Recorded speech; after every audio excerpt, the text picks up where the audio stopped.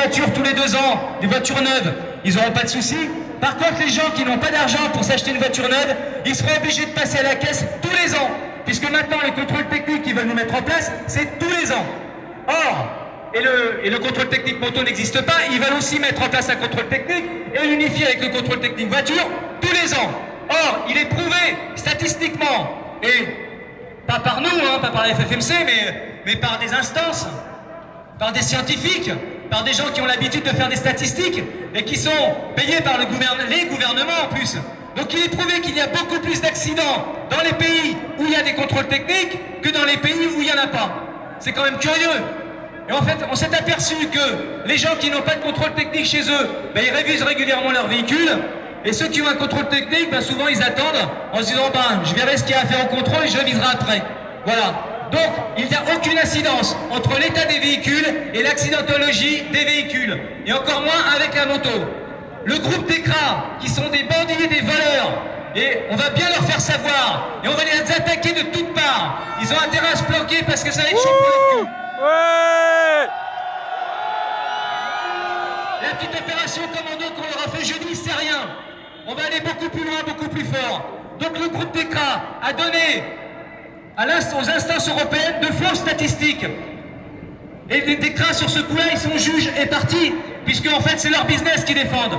Ils ont tout simplement affirmé et noté que 8%, dans 8% des cas, c'était la cause du véhicule en mauvais état qui était la cause des accidents. Voilà. Or que le rapport européen MEDS, un rapport indépendant lui, a bien prouvé qu'il n'y avait pas de relation entre l'état du véhicule et l'accidentologie, et que surtout pour les motos, le mauvais état du véhicule intervenait dans moins de 1% des accidents. Moins de 1%, 0,7%. Alors, partant de là, pourquoi on veut nous mettre un contrôle technique soi-disant pour notre sécurité, puisque ça n'a pas d'impact dessus, à part pour faire de la thune pour les groupes financiers comme DECRA et tous les industriels du contrôle technique.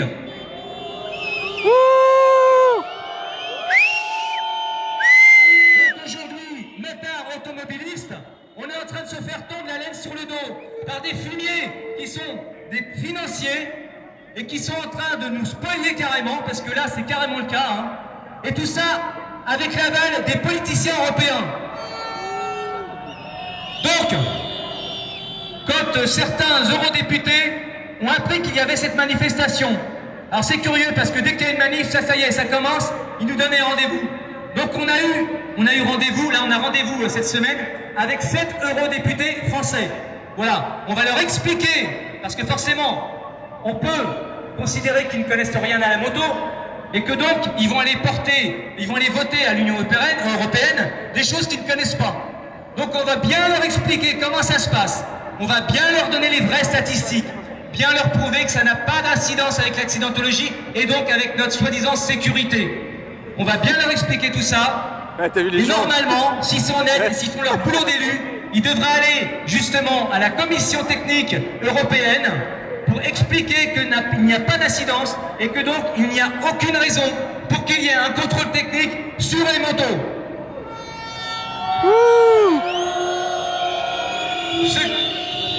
Ce qui veut dire que cette manifestation, elle a payé.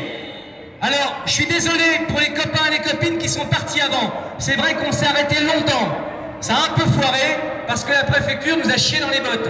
Donc on a été obligé de nous stopper pendant plus d'une demi-heure au niveau de la Bastille.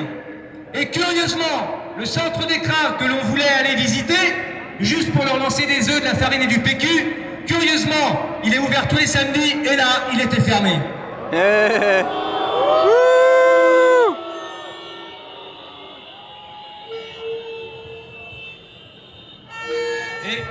Et donc, content de ça, ils se sont dit, tiens, des fois qu'ils iraient quand même, ils ont mis 3 pauvres cartes de CRS devant pour essayer de nous empêcher. Mais bon, aucun intérêt d'aller dans un centre de contrôle technique fermé. On préfère aller les voir quand ils sont ouverts. Parce qu'on a beaucoup plus de pouvoir de nuisance quand ils sont là et quand on les fait chier. Voilà. Bon, soyez attentifs maintenant, parce que on donnera des messages de temps en temps, comme ça, pour un appel à bénévoles, on va dire, pour venir nous aider. Alors, il faut savoir que l'opération qu'on a menée à Trappes, sur le siège social de DECRA, Il n'y a pas eu besoin d'avoir beaucoup de monde, on fait des opérations dites commando. C'est-à-dire 10-15 personnes bien motivées maximum, des gens rapides qui percutent bien, et là ça va très vite. L'opération qu'on a menée, on l'a fait en moins de 5 minutes. Moins de 5 minutes, pour les copains qui n'étaient pas là à Vincennes, je leur explique vite fait, moins de 5 minutes, ils ont pris des œufs, ils ont pris de la farine, et ils ont pris 1,5 tonne de gravier avec un camion benne qu'on a déversé juste devant leur porte. Voilà.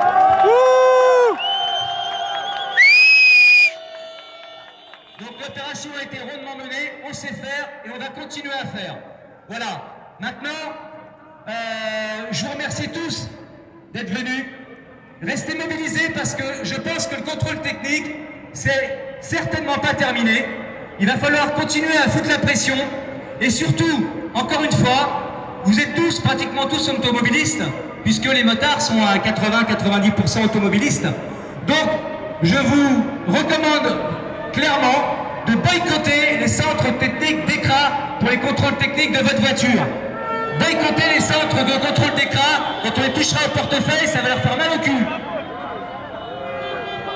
Voilà, maintenant, on va disperser la manifestation. Ceux qui veulent rester encore un peu, vous êtes dans la rue, c'est l'espace public, vous pouvez. Ouais, je me et ceux qui veulent partir, alors par où on les fait partir maintenant que vous êtes là? Alors est-ce qu'il y a un chef là?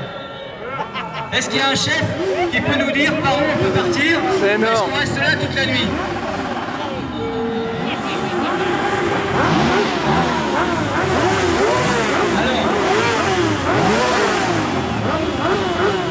Alors c'est assez drôle parce qu'on est en train de me dire, un policier est en train de me dire, faut qu'il parte par là, sauf que vous êtes cul à la rue là.